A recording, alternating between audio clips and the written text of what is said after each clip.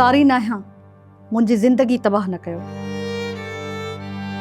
ये लफ़्ज़ हिकु अहिड़ी न्याणी जा हुआ जेका पंहिंजी बेगुनाही साबित कंदे कंदे आख़िरकार समाज जे सख़्त रवैयनि अॻियां हाराए वई।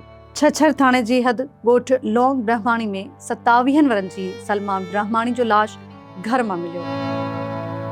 पर उहो सिर्फ़ हिकु लाश न हो, उहो उन्हनि ताननि, इल्ज़ामनि ऐं ज़हनी अज़ियतुनि जो अंजाम हो जेके सालनि खां संदसि पोयां लॻल हुआ।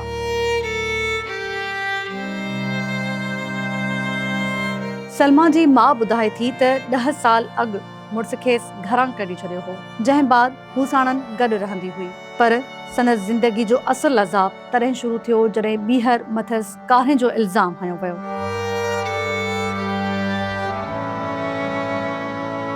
मारी कनी सलाह करे नवाज़ 50,000 चट्टी वठी आ।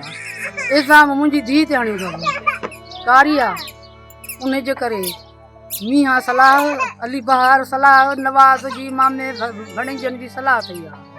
सलाह हाणी हिन जी ससु जेका पोड़ी आहे निसार खां वठी आई उहा चए ऐं चट्टी ॿी गिनी। कारे जो इल्ज़ाम लॻो, जरगो थियो ऐं चट्टी बि वरिती वई, पर सलमा जे अखियुनि में मौजूदु बेगुनाही कंहिंखे नज़र न आई। हूअ पाक किताब खणी नेक मर्दनि वटि वई, इल्तिजाऊं कयूं त मां बेगुनाह आहियां, पर समाज वटि इल्ज़ाम ॿुधण लाइ वक़्तु हो, सच ॿुधण लाइ न। हर तानो, हर शक, हर इल्ज़ाम संदसि रूह खे ज़ख़्मी कंदो रहियो। आख़िरकार हुन ताननि खां तंग अची पंहिंजे ई घर जे अङण में ज़िंदगी जो ॾीओ ॼाए छॾियो। सलमा सिर्फ़ पंहिंजी ज़िंदगी न हाराई, पर असांजे समाज जे उन्हनि रिवायतुनि खे बि वाइको करे वई जिते औरत ते इल्ज़ाम लॻाइण आसान पर इंसाफ़ ॾियणु ॾुखियो बणिजी वियो आहे।